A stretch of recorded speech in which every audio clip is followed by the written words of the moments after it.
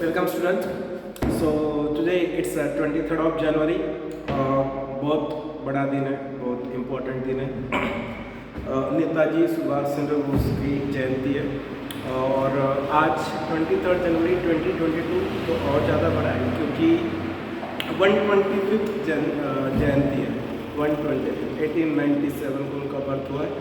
शायद कुछ लोग बोल रहे होंगे कि ये कहाँ से नेताजी वगैरह को लेकर है, लेकिन यार ये सच्चाई है कि हमें गलत इतिहास पढ़ाया गया है और ये मैं हमेशा हमारे क्लास में बताते रहता हूँ कि हम लोगों को गलत इतिहास पढ़ाया गया है। सच्चा इतिहास जो है 2 दिन पहले हमारे देश के प्राइम मिनिस्टर ने नेताजी को सही श्रद्धांजलि या उनका जो इस देश में लेवल है वो लेवल देकर किया है। जो इंडिया गेट है उसके सामने उनकी होमोग्राफ मूर्ति लगी है जो आर्थरीज था, वैकेंट था वो काफ़ी समय से, 1968 से वैकेंट था वो, तो वहाँ पर उनको दिया गया है प्लेस। और सही मायने में हमें जो आज़ादी मिली उसमें सबसे बड़ा कंट्रीब्यूशन अगर किसी एक व्यक्ति का है तो वो नेताजी सुभाष चंद्र बोस का है। और मैं तो बहुत इसके पहले भी बोल चुका हूँ कि जनवरी में पैदा होने वाले जो रहते हैं स्वामी विवेकानंद, नेताजी सुभाष चंद्र बोस और ऐसे बहुत सारे जो है पता नहीं एक ही महीने में सब जो देश के क्या बोलेंगे उसको बहुत ज़बरदस्त व्यक्ति है। और कह सकते हैं नेताजी के बारे में कि और शायद 1-2 दिन में सुनने में भी आ रहा होगा न्यूज़पेपर या फिर टेलीविज़न में, जो ऑनेस्ट टेलीविज़न है उसमें एक्सक्यूज़ मी, कि वो जो यूनाइटेड इंडिया थे उसके पहले प्राइम मिनिस्टर थे। यूनाइटेड इंडिया के पहले प्राइम मिनिस्टर। बात की स्टोरी जो हम पढ़ते आ रहे हैं हिस्ट्री के बुक्स में वो एक अलग स्टोरी है, वो एक पढ़ाने की स्टोरी थी, लेकिन सही स्टोरी जो है वो thanks to the PM of the India Narendra Modi, जो उन्होंने इसको अनवेल किया, ये चीज़ें जो है बता रहे हैं वो, और वो काफ़ी समय से कर रहे हैं। 2019 से वो कुछ न कुछ नेताजी के इसके बारे में बता रहे हैं। उनके जन्मदिन पर अक्टूबर के महीने में भी एक बार, सॉरी उनके डेथ एनिवर्सरी अक्टूबर के महीने में भी उन्होंने लाल किले पर जाकर संभाषण किया था कुछ वर्ष पहले।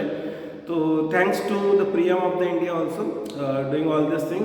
इससे हमारा बेनिफिट क्या है? इससे हमारा बेनिफिट ये है कि हमें हमारा सही इतिहास मालूम पड़ेगा, और जब हमें हमारा सही और सच्चा इतिहास मालूम पड़ेगा तो हमें भी अंदर से गौरव महसूस होगा और हम भी सोचेंगे कि नहीं यार, हमें नेताजी सुभाष चंद्र बोस जैसा व्यक्ति बनना चाहिए। मतलब एक अंदर से गौरवान्वित फील होना चाहिए। मैंने शायद कोई मोटिवेशनल वीडियो में बोला भी था कि ब्रिटिशर्स जो लॉर्ड्स थे, मतलब जो उस समय जो इंडिया में आते थे गवर्नर जनरल वगैरह, तो उसमें से किसी एक गवर्नर जनरल ने ये बोला था कि अगर बोले शिवाजी महाराज ब्रिटेन में पैदा होते थे, शिवाजी महाराज, ठीक है, तो हम बोले पूरे वर्ल्ड में रूल करते थे। तो ये यार हमारे देश की धरोहर है और हम पता नहीं किसी और चीज़ों के पीछे जा रहे हैं। ठीक है, वो एक अलग स्टोरी है। बिटसेट के ऊपर ये सेकंड वीडियो है। उसके पहले थोड़ी सी जो न्यूज़ फैल रही है regarding JEE exam and all that. तो अभी जो टेंटेटिव सिचुएशन चल रही है इंडिया में, 3rd लेयर ऑफ कोरोना और जिस तरह से वैक्सीनेशन की प्रोसेस चल रही है, और ये बात तो श्योर है कि वो लोग बोर्ड एग्ज़ाम लेंगे। बोर्ड एग्ज़ाम वो कैंसिल नहीं कर पाएंगे बिकॉज वो पॉसिबल नहीं है अभी। तो बोर्ड एग्ज़ाम जो वो लेंगे, और ये सब सिनेरियो को देखते हुए यही है कि वो अप्रैल के पहले नहीं हो पाएगी, जो मैंने लास्ट वीडियो में बताया था।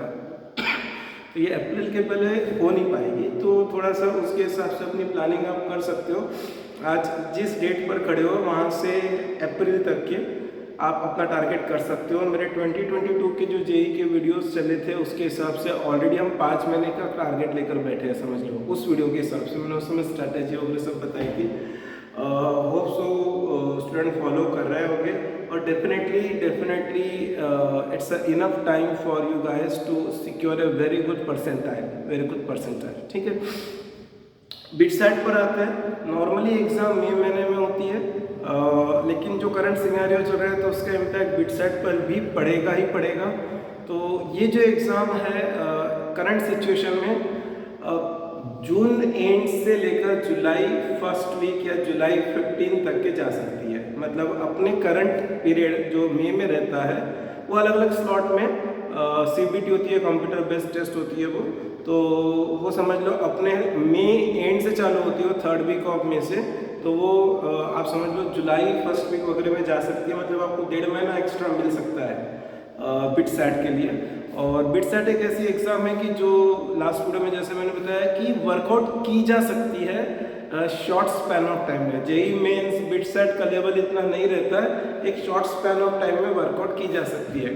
अगर कोई मुझे पूछे कि on a scale of 10 level of toughness अगर करना है और हमको कंपैरिजन करना है, तो मैं on a scale of 10, suppose 10 is the खतरनाक क्वेश्चन, सबसे खतरनाक क्वेश्चन जिसको बोल सकते हैं, ठीक है तो on that scale of 10 I can give JEE Mains question a rank of 4.5 and BITSAT question a rank of 4, ठीक है।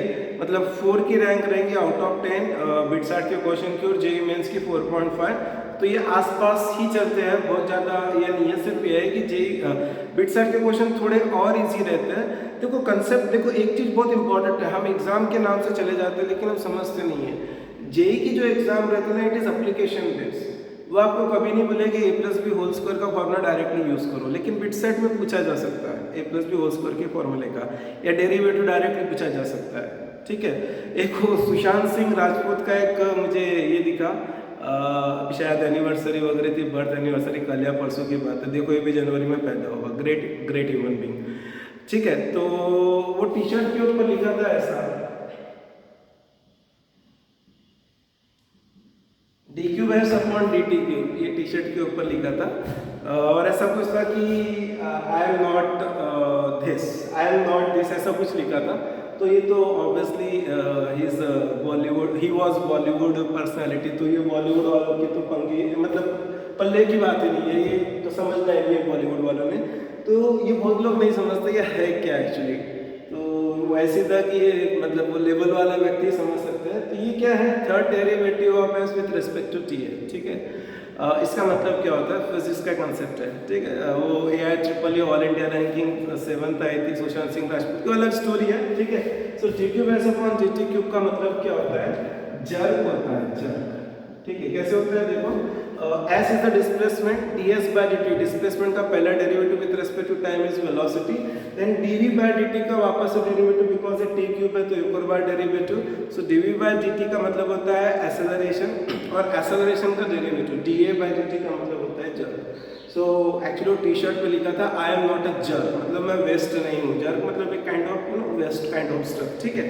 तो समझ के चलो कि एक लेवल है यार, मतलब जेई मेंस का, मतलब वो एप्लीकेशन बेस्ड क्वेश्चन पूछते हैं, और जहाँ तक के बिटसेट का आता है वो थोड़ा सा डायरेक्ट फॉर्मूला बेस्ड रहता है, इसलिए यहाँ पे एक्यूरेसी और स्पीड बहुत मैटर करती है। आपको क्वेश्चन ज़्यादा रहते हैं, एक सिंपल सा है 25 क्वेश्चन, 25 क्वेश्चन मेंस के अंदर रहते हैं एक सब्जेक्ट के, 75 क्वेश्चन 3 आवर्स में 3 पेपर के, फिजिक्स केमिस्ट्री मैथमेटिक्स के, ठीक है। और वहीं वहाँ पर 75 टू 150 क्वेश्चन रहते हैं, और 150 क्वेश्चन के लिए सेम 3 आवर्स मिलते हैं। मतलब आप यहाँ पे जज कर सकते हो कि मुझे बिटसेट में 2 टाइम्स टाइम मिल रहा है कंपेयर टू मेंस, तो ऑब्वियसली इसका लेवल इजी है, it's quite simple, it is as simple as that, ठीक है। लास्ट वीडियो में मैंने काफ़ी कुछ डिटेल में बताया था उसके बारे में, उसको कंटिन्यू करते हैं। उसके पहले एक थोड़ा सा वर्किंग कर लेता हूँ, मुझे 2-3 बच्चों ने फिर से एक बार रिवाइज करने को बोला था, बोनस वाला पार्ट, जो बोनस क्वेश्चंस मिलते हैं, तो एक बार रिवाइज कर लेता हूँ मैं।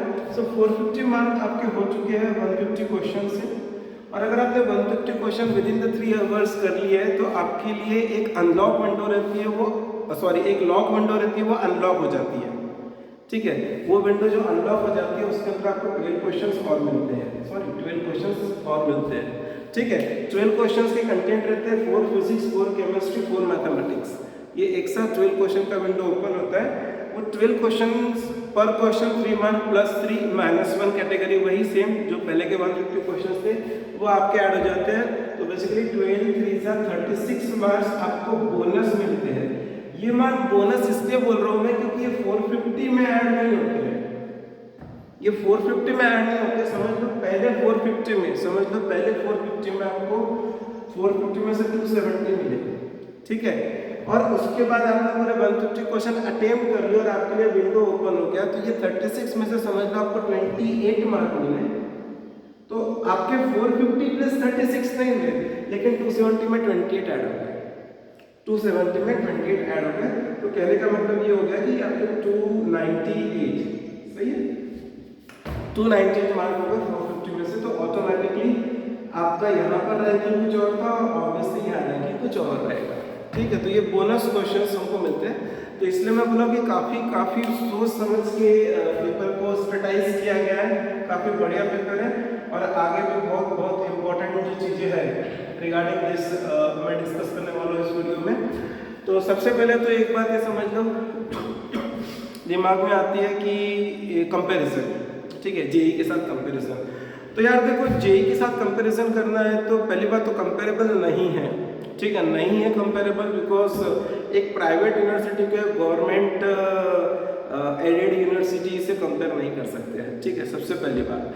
फिर भी अगर हम कंपैरिजन करना चाहते हैं, बिकॉज एक वो रहता है ना, कोई पर्टिकुलर एक्टर अक्षय कुमार या शाहरुख खान की वो भी हर कोई देखता है, चाहे मूवी का कंटेंट कुछ भी हो, डजंट मैटर, लेकिन क्योंकि शाहरुख खान की है, सलमान खान की, हम देखे जा रहे हैं, जेई है दिए जा रहे 10 लाख 12 लाख 15 लाख लोग दिए जा रहे हैं, लेकिन शायद वो 12 लाख में से 5,000 या 10,000 को मालूम होगा कि जेई जो है वो एप्लीकेशन बेस्ड क्वेश्चंस देता है, नहीं मालूम होगा। ये नॉलेज लेकर ही हम नहीं जाते, तो अगर हमारे पास यही नॉलेज नहीं है तो हम कैसे इस क्वेश्चन को अटेम्प्ट करके बस वो दे रहा है, ये दे रहा है, मैंने ट्यूशन लगाई, कोटा में लगाई, हैदराबाद में लगाई, यहाँ जा रहे वहाँ जा रहे, बस बर्बाद हो रहे, ठीक है ना, ये कहानी होती है एक्चुअल में। बट अगर हमको सही में देखना है, कंपैरिजन करना है, तो जब आप कंपैरिजन कर रहे हो तो देखो ये प्राइवेट यूनिवर्सिटी है, और प्राइवेट यूनिवर्सिटी में एक्चुअली एक चीज़ रहती है कि आपकी फ़ी पे कंट्रोल किसी का नहीं रहता है, वो फ़ी अपने मन मुताबिक लेंगे। यहाँ पे भी फ़ी करीब 2.5 लाख पर एनम है, पर सेमेस्टर है, 2.5 लाख पर सेमेस्टर है। तो 8 सेमेस्टर के हो गए 20 लाख, 8 सेमेस्टर के हो गए 20 लाख। बट अगर 450 में से आपका स्कोर 300 प्लस आ जाता है और आप किसी बीट्स में एडमिशन ले लेते हो, 300 प्लस स्कोर आ जाता है और आप किसी बीट्स में एडमिशन ले लेते हो, तो उस केस में आपको अलग अलग टाइप की स्कॉलरशिप मिलती है। ऐसा समझ के चलो, एक एवरेज बता रहा हूँ मैं, not exactly precise, on an average 30% of the BITS के स्टूडेंट को स्कॉलरशिप मिलती है।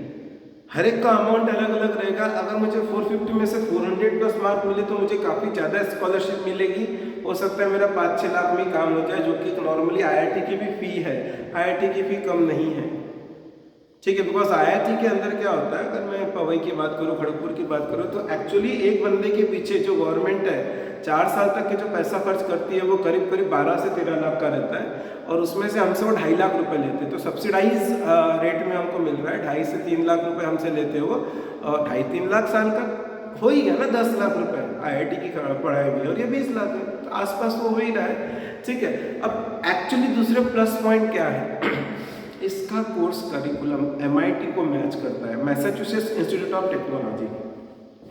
गवर्नमेंट इंस्टीट्यूट जो रहते हैं उनकी रेस्ट्रिक्शन रहती है, उनको कुछ अपने हिसाब से करना पड़ता है।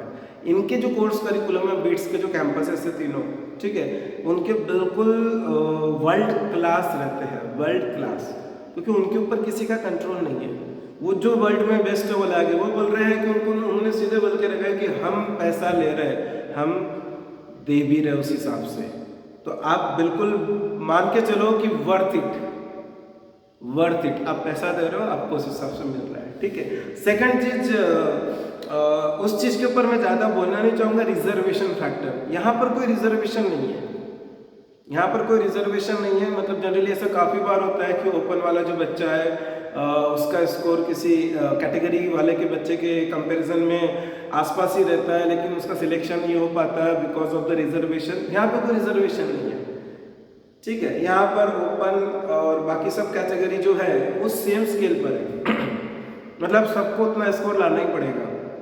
इसलिए बिरला का कॉलेज है, बिरला जो है कुमार मंगलम बिरला का जो ग्रुप है, तो एक्चुअली बीट्स को ऐसा भी बोलते हैं कि मारवाड़ियों का कॉलेज है एंड ऑल दैट, क्योंकि यहाँ पर मारवाड़ी, गुजराती, जैन, ये जो ब्राह्मण, इस टाइप के जो लोग हैं, क्योंकि ये ओपन कैटेगरी के जो लोग हैं ये थोड़े ज़्यादा मिलेंगे आपको, बिकॉज वहाँ पर कैसा कि कास्टिज्म नहीं होने के कारण, रिजर्वेशन सिस्टम नहीं होने के कारण, तो इनके जो स्कोर आते हैं, अच्छे स्कोर आए तो इनको डायरेक्ट एडमिशन मिल जाती है, ठीक है। और सपोज कोई दूसरा रिजर्वेशन का यूज़ करके इसको लेना चाहता है, जनरली गवर्नमेंट कॉलेजेस में जाएगा, ये क्वाइट ऑब्वियस है, ठीक है। इसमें कोई सेकंड थॉट नहीं है, अपनी अपनी चॉइस रहती है वो, ठीक है।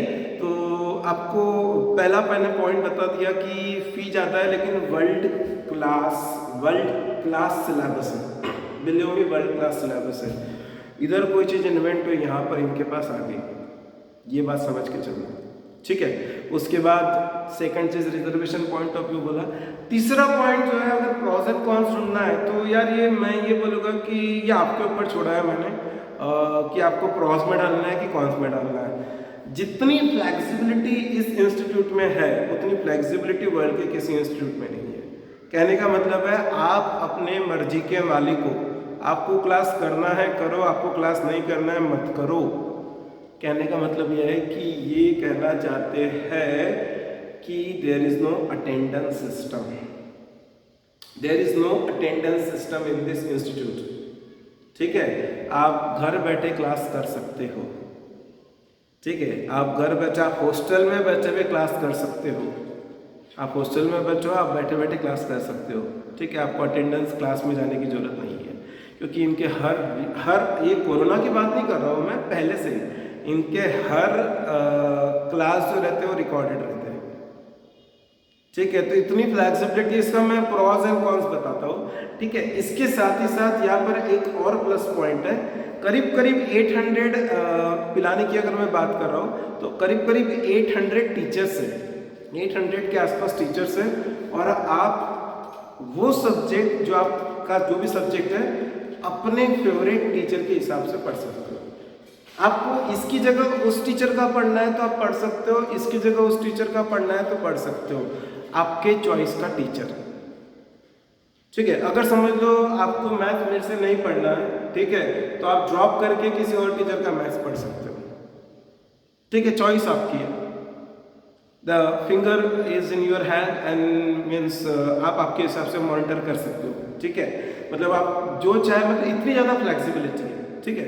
अब इसके प्रॉस एंड कॉन्स, ये पर्टिकुलर पॉइंट के प्रॉस एंड कॉन्स, हम थोड़े से लेथर्जिक बन जाएंगे, सोए तो सोए पड़े हैं, 10 बज गई सुबह की, 11 बज गई, 12 बज गई, सोए पड़े हैं, ठीक है, ऐसा हो सकता है, ठीक है। लेकिन इसका सबसे बड़ा बेनिफिट क्या है? इसका सबसे बड़ा बेनिफिट है, इसीलिए इस इंस्टीट्यूट में रिसर्च बेस जो है सबसे स्ट्रांग है यहाँ का, क्योंकि जो लोग यहाँ पर मतलब स्टूडेंट जो आते हैं पढ़ने के लिए, वो पढ़ तो लेते हैं जैसे भी, उनको फ्लेक्सिबिलिटी होने के कारण, लेकिन उनका थॉट प्रोसेस बहुत क्लियर रहता है कि हमको रिसर्च करना है, कोई चीज़ करना है, ठीक है। जैसे फॉर एग्जांपल, एक छोटा सा एग्जांपल अगर मैं लूँ तो यहाँ पर जो लोग हैं ना, शुरुआत से स्टार्टअप के बारे में सोचते हैं, कुछ स्टार्टअप करेंगे, कुछ स्टार्टअप चालू करेंगे, तो उनका फोकस जो रहता है, पहला दूसरा सेमेस्टर छोड़ दो, बिकॉज वो सभी के लिए कॉमन रहता है, then starting from second semester onward और थर्ड सेमेस्टर बोल सकते हो, पूरा फोकस रहता है, मुझे इसमें इंटरेस्ट है, मुझे इसमें इंटरेस्ट है, तो मैं ये काम करूँगा। तो मेरा पूरा फोकस, जब मेरे को कोई इंटरेस्ट की चीज़ मिलती है, पैशन, मुझे पढ़ाने में पैशन है, ठीक है, तो मैं रात के 2 बजे, सुबह के 3 बजे नहीं देखूंगा, ठीक है। लेकिन अगर सपोज मुझे ज़बरदस्ती कोई चीज़ करना है तो मैं बोलूँगा यार ये जो गवर्नमेंट का टाइमिंग है ना, सुबह 10 से शाम को 6 बजे तक की का, उसके बीच में ही करना है। 6 के बाद वो पेन रख दिया या लैपटॉप डिस्कनेक्ट कर दिया, दैट्स इट ओवर, है ना। लेकिन यहाँ पर जो अगर आपके पैशन के लायक चीज़ मिल जाएगी तो फिर बात ये अलग है, ठीक है। रेड बस नाम सुना होगा, ठीक है, के फाउंडर बीट्स पिलानी के हैं, ठीक है। अभी रिसेंटली अगर कोई फेमस नाम अगर बोलना चाहो, ऐसे बहुत सारे हैं, लेकिन फेमस नाम अगर बोलना चाहो तो स्वैगी सबने नाम सुना होगा, ठीक है। तो स्वैगी सभी ने नाम सुना होगा, फाउंडर जो स्वैगी का है वो बिट्स पिलानी का है। तो आप समझ सकते हो कि ये मैं 1-2 नाम इसलिए ले रहा हूँ क्योंकि ये नाम आप लोगों के मतलब कॉन्टैक्ट में है करके, ठीक है। ऐसे बहुत सारे, क्योंकि ये लोग देखो, ये सब स्टार्टअप थे, जो प्रोसेस आती है ना सोचने की, वो तभी आती है कि जब हम एक पर्टिकुलर डायरेक्शन में सोच रहे हैं, हमको किसी तरह का डिस्ट्रैक्शन नहीं है। तो यहाँ पर इन्होंने जो ये माहौल दे के रखा है ना कि भैया आप रिलैक्स रहो, आप रिलैक्स रहो। और इतना चिल एटमॉस्फेयर है कि इतनी सारी कैंटीन्स है, सब कुछ है कि आप रात को 1 बजे 2 बजे 3 बजे भी जा सकते हो, आपको कैंटीन ओपन मिलेगी, ठीक है, कहीं ना कहीं। और इतना बड़ा कैंपस है पिलानी का, 332 एकड़ का, आप कहीं पर भी रूम आउट कर सकते हो, कोई प्रॉब्लम नहीं। और ऐसा नहीं सिर्फ बॉयज़, गर्ल्स भी जा सकती है, ठीक है, काफ़ी सिक्योर्ड एंड सेफ है, ठीक है। तो एक्चुअली ये उन बंदों के लिए सही जगह है जहाँ पर सही में वो लाइफ में कुछ करना चाहते हैं, ठीक है। एक अपने रोज़मर्रा की ज़िंदगी से हटकर वहाँ पर जाना और उसके बाद फिर अपनी थॉट प्रोसेस चालू करके नहीं मुझे ये करना है आगे जाके, और ये करना है तो ही जाओ यार, है ना। सिर्फ वो अरे यार, तो मेरे को कोई लोग बोले कि हाँ हमने सुना काफ़ी अच्छा कैंपस है, ये है, बहुत रिलैक्सेशन है, एकदम चिल आउट है, तो यार चिल आउट करने मत जाओ। उन्होंने चिल आउट का ऑप्शन आपको इसलिए दिया क्योंकि आप जब एक रिलैक्स मोड में रहोगे तो आप अपने बारे में सोचोगे। अभी क्या हो रहा है, 11th-12th का बच्चा किसके बारे में सोचता है, फिजिक्स करना है, केमिस्ट्री करना है, मैथ्स करना है, जेई का स्कोर लाना है, बिटसेट का स्कोर लाना है, और कोई भी एमएसटी सीईटी का स्कोर लाना है, ये वो बेचारा उसमें इन्वॉल्व रहता है, बोर्ड का स्कोर लाना है, एक्सेट्रा एक्सेट्रा। वहाँ पे वो क्या बोल रहे, ठीक है भाई यार, थोड़ा सा पीरियड है, साइड में रख दो। आप अगर आज सोच रहे हो कि आपका प्रोजेक्ट जो है नेक्स्ट स्टेज पर जाना है, ये उसमें चल रहा है, तो आप उसके बारे में सोच लो, आपका पीरियड आप 2 दिन बाद कर लो। ये रिलैक्सेशन उन्होंने दिया ताकि आपके थॉट प्रोसेस में ऑब्स्ट्रक्शंस नहीं आए, ठीक है। तो उस्मान से द बेस्ट प्लेस अनडाउटेडली। अब एक और पॉइंट जो मैं यहाँ पे बोलना चाहूँगा कि अगर एक कंपैरिजन की बात करते हैं तो मैं पहली बात तो न्यू आईआईटी के ऊपर देता हूँ इसको, और ऑल एनआईटीज़ के ऊपर देता हूँ। मैं मतलब मैं नहीं, आप देख लो रिसर्च में, ठीक है, जो नेशनल लेवल की रैंकिंग होती है उसमें भी देख लो।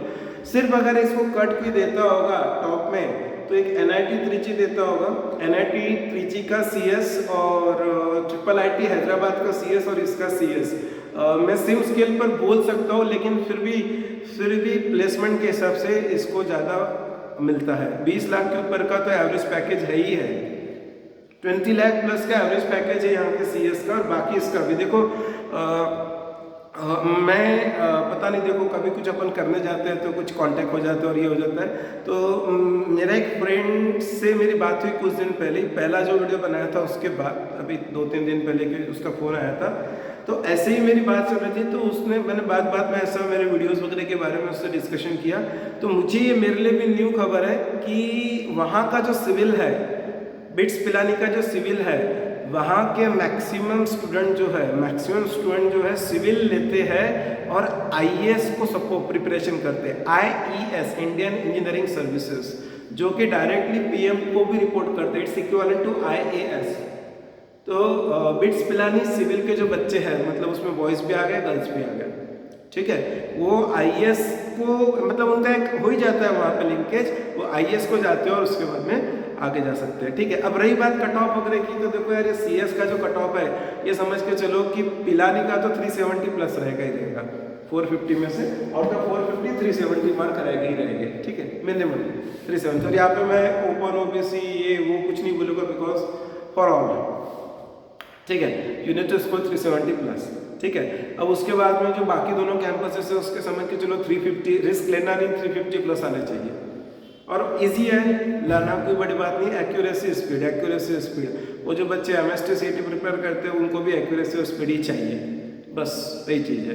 कैलकुलेशंस फास्ट होने चाहिए, और उसके बाद में या ट्रिक्स वगैरह आनी चाहिए, दैट इज़ मोर इम्पॉर्टेंट। और ये जो चीज़ें है ना, देखो थोड़ा सा बचपन से होनी चाहिए, 8, 9, 10 से। अगर सपोज मैंने इसके पहले के वीडियो में भी बोला कि अगर आप उस पीरियड में सही जगह क्लासेस लगाते हो या सही आपको कोचिंग मिलती है 8, 9, 10th में, तो काफ़ी इसका बेनिफिट मिलता है, आपका बेस जो है स्ट्रांग हो जाता है।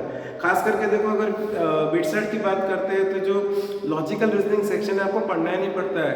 मेरे कितने सारे बच्चों को अगर मैं पूछूं कि अरे यार स्पेशल प्रिपरेशन करी थी क्या लॉजिकल रीजनिंग के 10 क्वेश्चंस के लिए, तो बोले ज़रूरत ही नहीं थी सर, बोले क्योंकि आपने जब 10th स्टैंडर्ड में एनटीएससी के लिए पढ़ाया था, मेंटल एबिलिटी का जो एक सेक्शन रहता है पूरा मैथ का, तो बस उससे हमारा हो गया, बोले हमको पढ़ने की ज़रूरत नहीं पड़ी। तो ये 8, 9, 10 का जो बेसिक फाउंडेशन है वो बहुत बहुत बहुत इंपॉर्टेंट है, ठीक है। मैंने लास्ट भी एक क्वेश्चन लिया था, तो क्वेश्चन एक्चुअली 10th का था, वो अल्फा और बीटा 1/-1 बीटा उसके अगर 0 से तो बेसिकली ये बहुत जरूरी है, आपका बेस स्ट्रॉन्ग होना जरूरी है, ठीक है। अगर वो है तो फिर बाद में दिक्कत नहीं रहती है, आराम से बन जाता है। ठीक है, तो नए आईआईटी से तो बेटर है। पुराने टोटल एनआईटी में त्रिची कम ज़्यादा हो सकता है, लेकिन देखो प्लेसमेंट तो इसी का बेटर है। ठीक है, और प्राइवेट इंस्टीट्यूट में अनडाउटेडली टॉप पर है।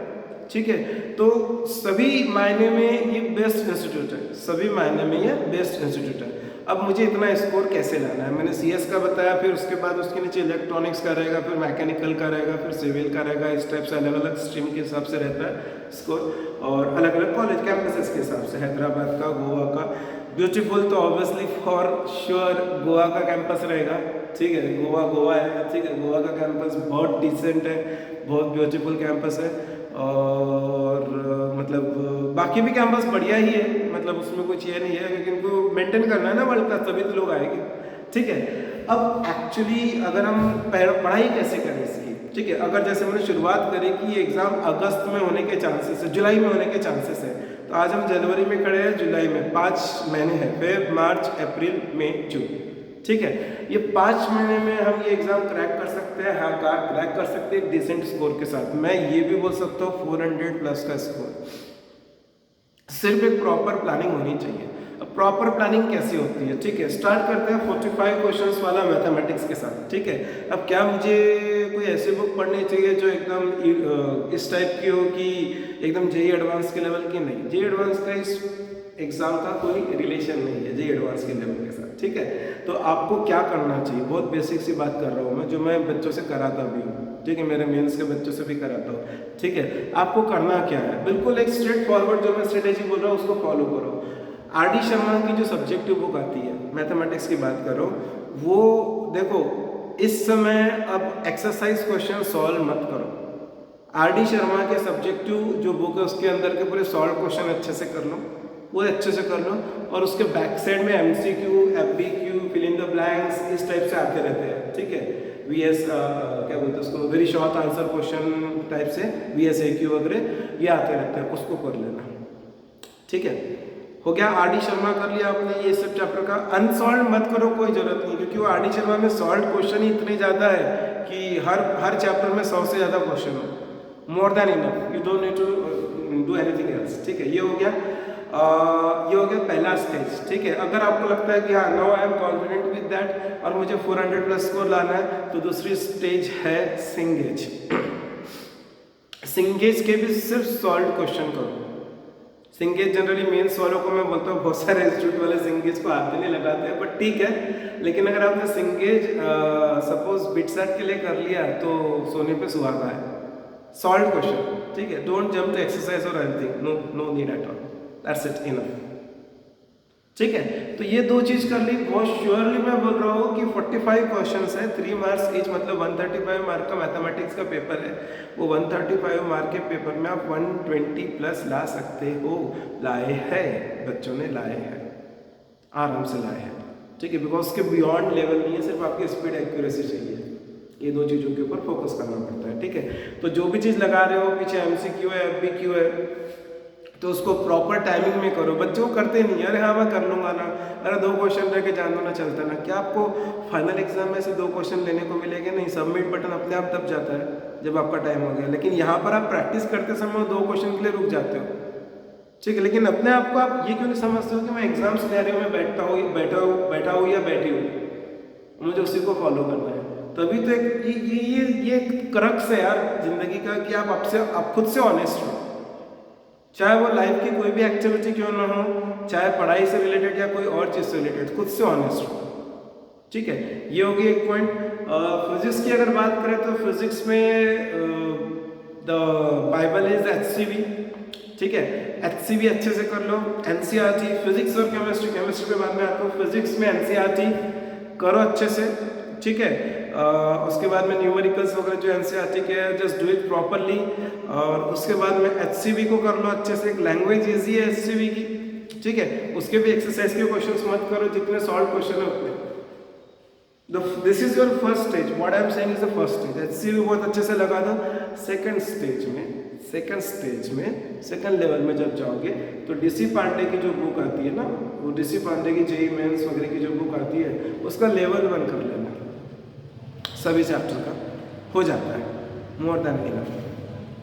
मोर देन इनफ। ठीक है, अब तीसरी जो बात आती है केमिस्ट्री, तो केमिस्ट्री में देखो केमिस्ट्री का सिलेबस सबसे वास्ट है और केमिस्ट्री सबसे इजी है। मुझे कोई आके अगर पूछे कि सर केमिस्ट्री का क्या करना है, तो सबसे पहली चीज़ तो मैं ये बोलता हूँ कि केमिस्ट्री इस सब्जेक्ट की, बायोलॉजी इस सब्जेक्ट की ट्यूशन लगाने की जरूरत नहीं है। क्योंकि कैसा है, केमिस्ट्री में आप जितना घर पर बैठे वैसे कर सकते हो, उतना बाहर जाओगे आप टाइम पास होगा। कंसेप्ट फिजिक्स में रहते हैं, कंसेप्ट मैथ्स में रहते हैं। केमिस्ट्री में ट्यूशन की बिल्कुल ज़रूरत नहीं है। और आजकल तो यूट्यूब का ज़माना है, आप जितना देर ट्यूशन में लगाओगे केमिस्ट्री के 2 घंटे 3 घंटे दिन के, आप नियम बना लो रोज़ का 1 घंटा भी अगर आप केमिस्ट्री पहले दिन से डे 1 से अगर अटेंड कर रहे हो कोई एक पर्टिकुलर चैनल का, देखो 10 चैनल नहीं, एक channel, then you need to restrict yourself. नहीं तो ऐसा नहीं कि मैं फेसबुक देखते देखते बोर हो गया, अब इंस्टाग्राम देखता हूँ, नहीं, एक ही चैनल। ठीक है, अपनी चॉइस का उठा लो और उसको 2 साल तक के चलो, आपको केमिस्ट्री के ट्यूशन की जरूरत नहीं पड़ेगी, केमिस्ट्री के ट्यूशन की जरूरत नहीं पड़ेगी। ठीक है, ये हो गया केमिस्ट्री का। अब एक और सबसे पहली बात तो केमिस्ट्री का सिलेबस इतना वास्ट है, तो एक पर्टिकुलर ये इसका वेटेज उसका वेटेज नहीं है। आप आपके हिसाब से डिसाइड करो इतने टॉपिक करना है, इतने करना है या नहीं करना है, जो आपका टाइम ड्यूरेशन है उसके हिसाब से। ठीक है, कोई डिटेल में स्ट्रेटेजी चाहिए तो बाद में पूछ सकता है अलग से, लेकिन एक बात बता रहा हूँ मोटा मोटी। उसके बाद में एक बार वो केमिस्ट्री का लग गया, अब यहाँ पे मैंने देखो दुनिया भर की बुक बता दिया, आर डी शर्मा बता दिया, सिंगेज बता दिया, उधर बता दिया मैंने HCV, DC पांडे। यहाँ पे मैं एक ही बुक बोलूँगा, NCERT।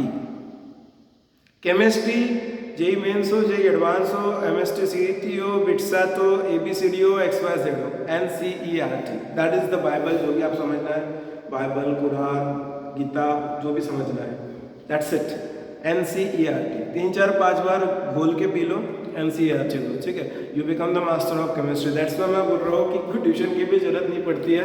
जो ट्यूशन लेते हैं केमिस्ट्री की वो घोल के पिए हुए रहते हैं, बस अपने को भी घोल के पीना है, इसको और कुछ नहीं, मोर देन इनफ। ठीक है, वो जो बोलते हैं कोई अनामस्ते की बुक्स, मुखर्जी की बुक, कोई बोलता है चौहान की बुक, हिमांशु पांडे की बुक, एक्सेट्रा एक्सेट्रा, कोई जरूरत नहीं है, मोर देन इनफ। ठीक है, और वो फिर भी अंदर से इच्छा हो रही है, लालायित हो रहा है अंदर से, तो एक और चीज करना है, इच्छा ही है, तो NCERT exemplar, MCQ, that's it over.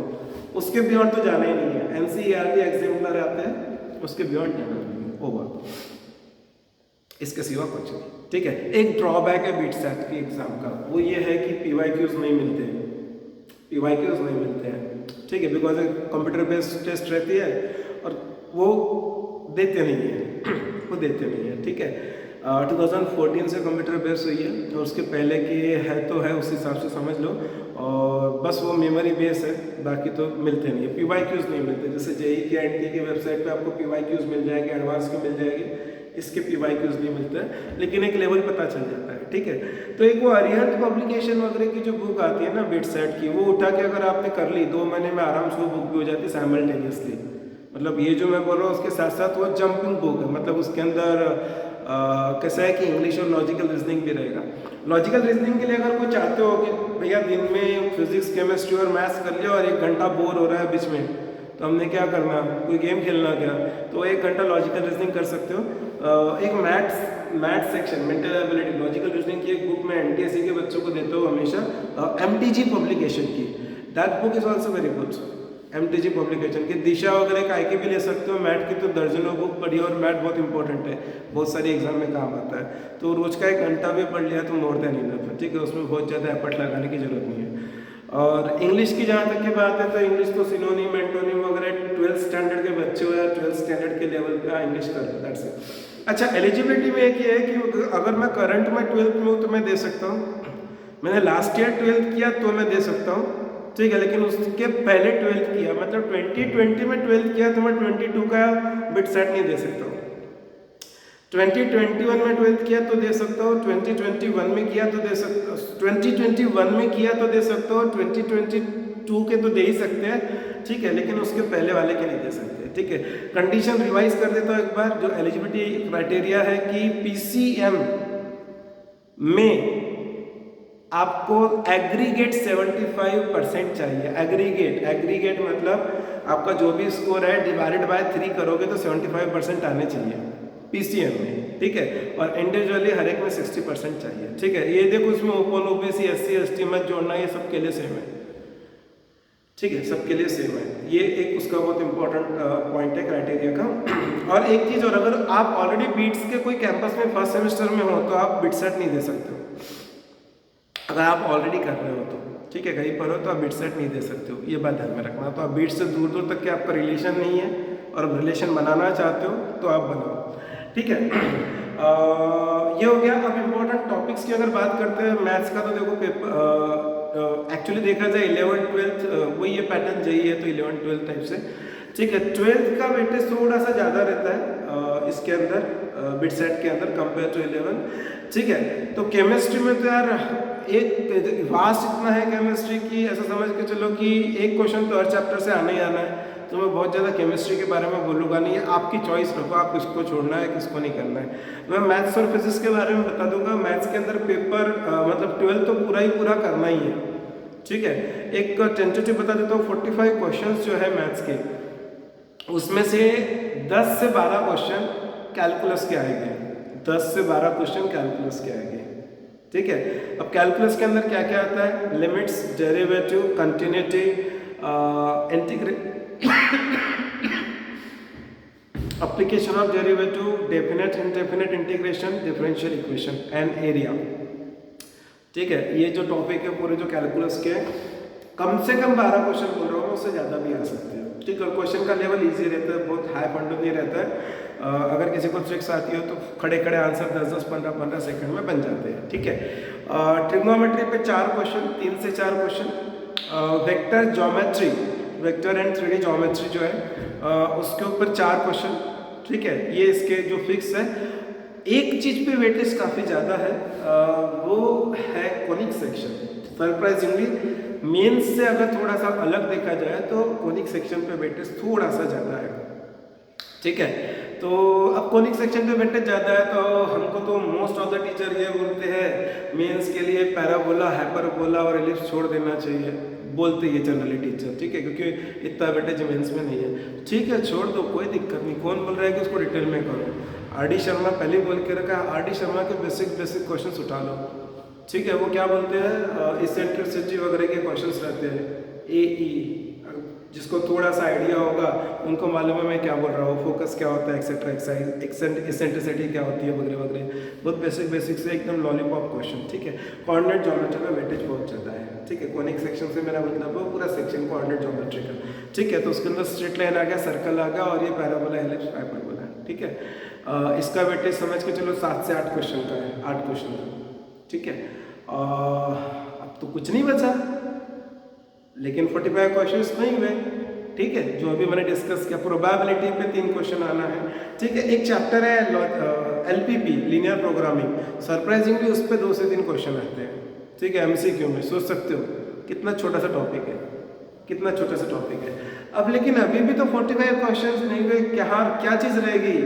रह गया है अलजेब्रा, कंप्लीट अलजेब्रा। और अलजेब्रा पे वेटेज है कम से कम 15 से 18 क्वेश्चन का, 15 to 18 क्वेश्चन का वेटेज है अलजेब्रा पे। अलजेब्रा काफ़ी वास्ट है। मैं बोलूँगा अगर आप छोड़ना चाहते हो कुछ चैप्टर छोड़ दो। ठीक है, 12th बोर्ड के हिसाब से अगर देखोगे तो आपका मेट्रिक